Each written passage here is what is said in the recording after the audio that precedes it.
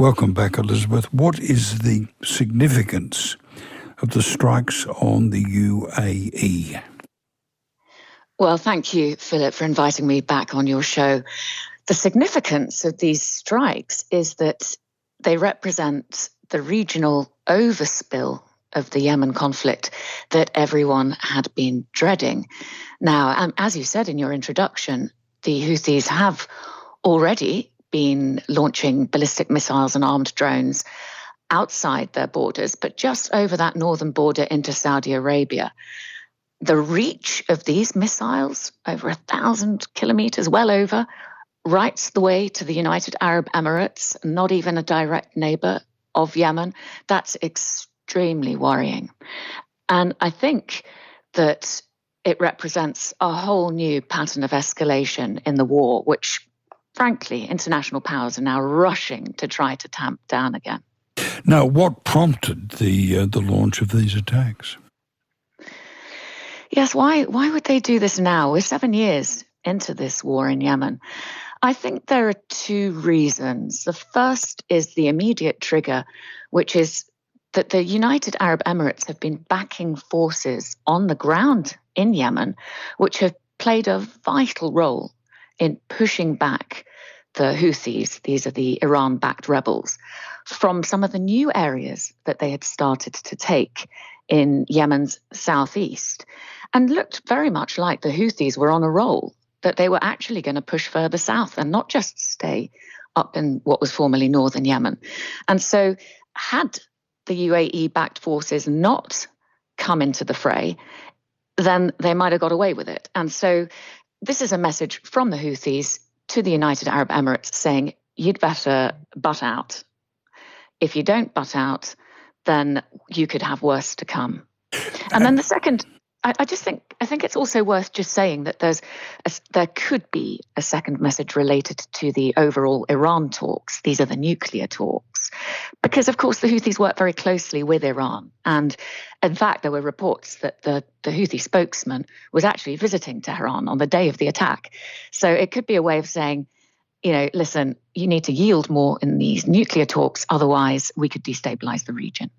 Elisabeth, I thought the UAE had withdrawn most of its forces from Yemen back in 2019. Well, yes, that's a good point. In fact, the UAE did withdraw most of its own forces, most of them, in 2019. But prior to that, it had recruited, trained, armed thousands of forces across the south of Yemen, and many of those still remain in place.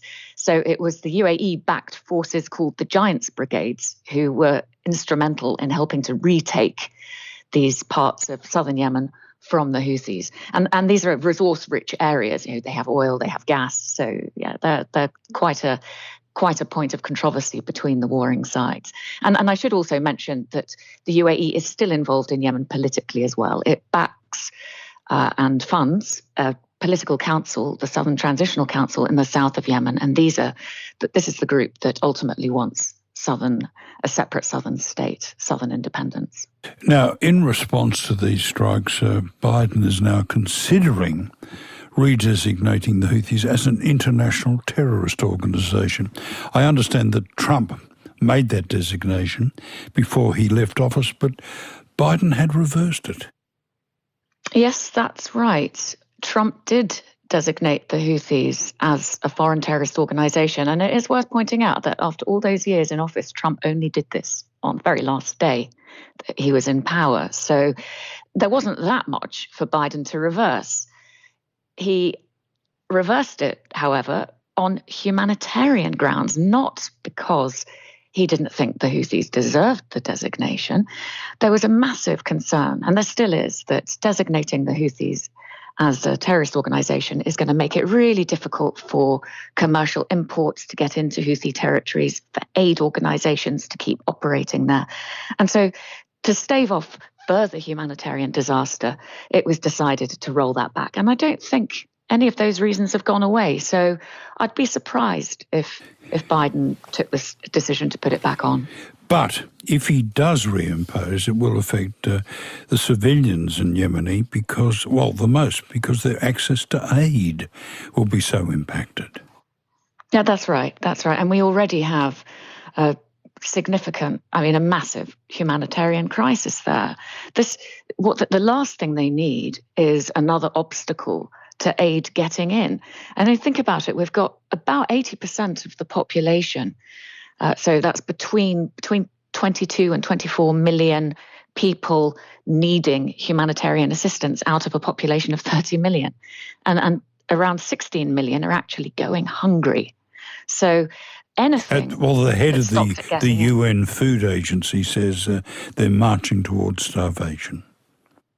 I think that's right. And one of the problems here is that it's very difficult to get accurate data out of Yemen in order to be able to declare a famine officially. So it's not that people aren't in famine-like conditions or aren't starving. It's just that we don't have enough data to be able to prove it and therefore declare it.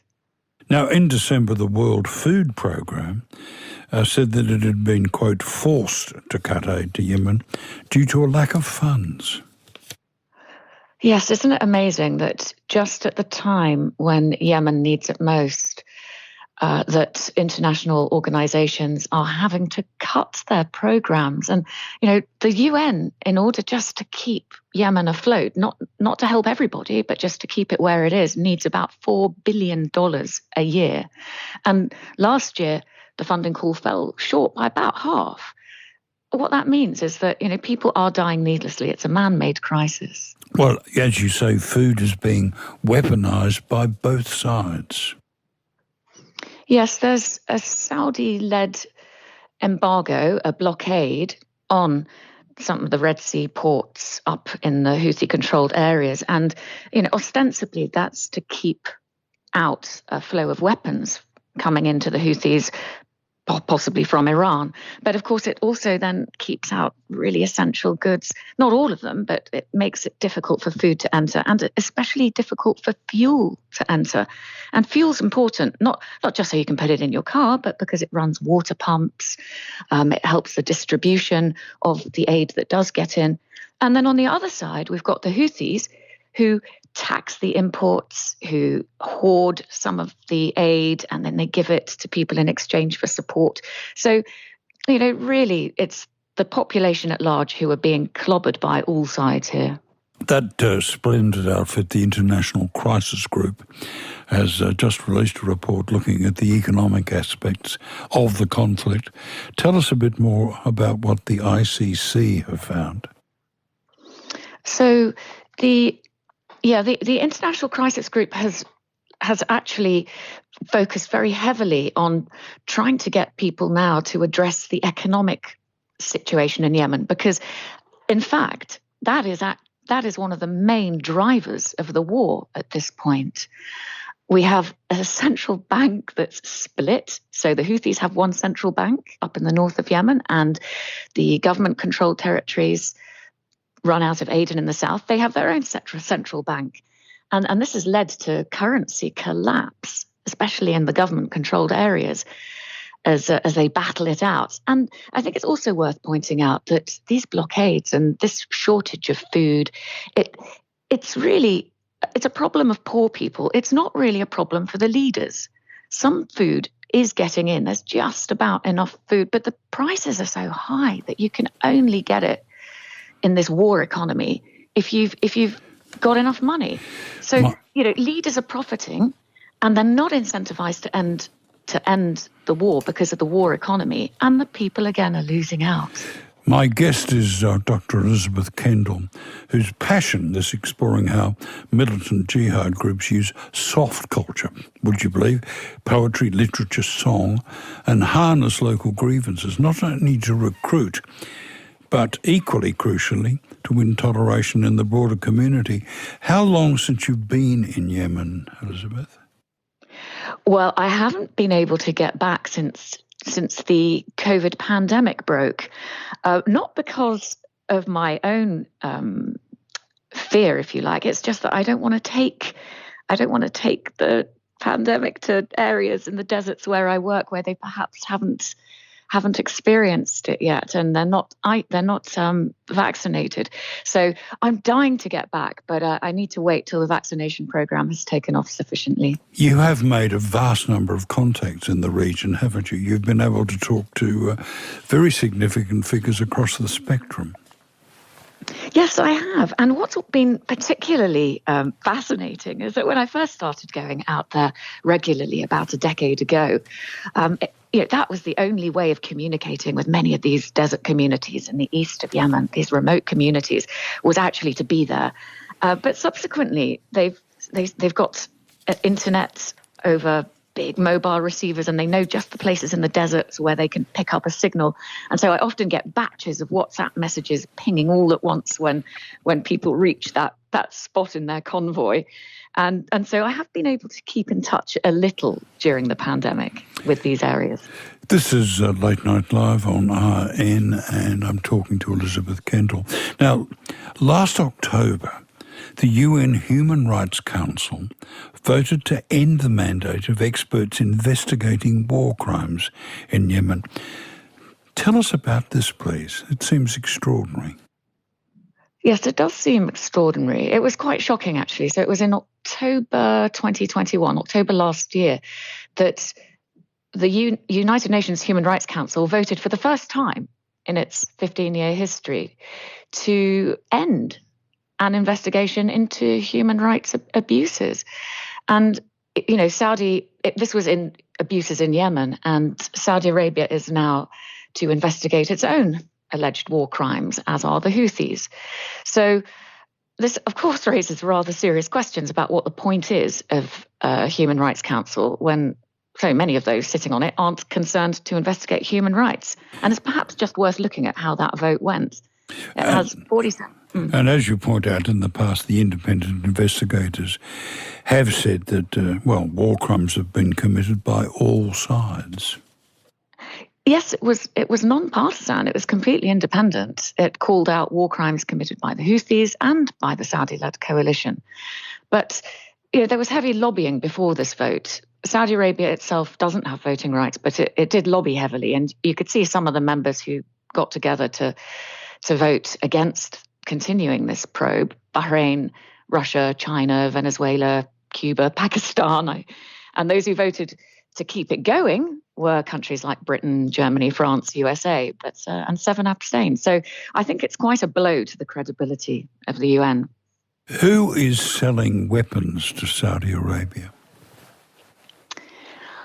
Well, lots of countries are selling weapons to Saudi Arabia. UK is certainly one. In fact, we've authorised, by one estimate, the UK has authorised arms sales worth over $9 billion to Saudi since the war started the international war started in 2015. And in fact, we in the UK recently lifted a suspension of arms sales, citing the minister in question said that there was no evidence of a pattern of violations.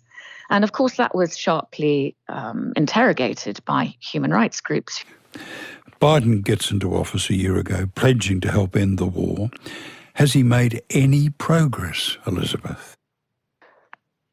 Well, it's very hard to identify any progress that the Biden administration has made. Of course, he did appoint a special envoy for Yemen, Tim Lenderking, and that's been helpful in as much as this has got a dedicated team now working round the clock to assist also the United Nations special envoy. But the war's escalated, and his tough rhetoric, it's been very hard to play out, because although he agreed to stop the sale of weapons, that was only for offensive operations done by the Saudi-led coalition. And it's very easy to argue that all of their operations are in fact defensive. Elisabeth, you chair an NGO in East Yemen. Can we end by you telling us about some of the positive work that's happening there at a grassroots level? I think that's a great way to end. Yes, I'd love to tell you about, in particular, the work that we're doing with some of the women in the east of Yemen. They've started their own newspaper. By the way, the NGO is completely local. And their newspaper, I mean, it has all sorts of crazy articles in it. It's not just recipes and beauty tips, although it has those, but it's also advocating for women to join the police, trying to put pressure on the society around them for better gun control. And we've also launched some women's literacy projects and even involved women in conflict resolution training programs. They absolutely love it. They thrive on it. They're feisty. They're incredibly articulate.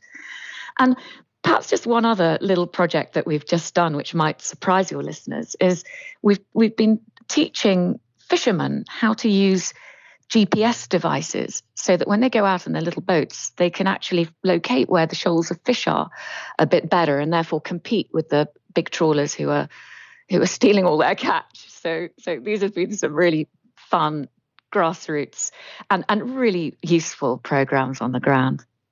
Elisabeth, a pleasure and a privilege to talk to you as usual. My guest has been Dr. Elisabeth Kendall, Senior Research Fellow in Arabic and Islamic Studies at Oxford. And that, beloved listeners, is your lot. On our next, another Shapirouette with Bruce, and whether democracy has a chance against the demagogues and despots. We'll see you then.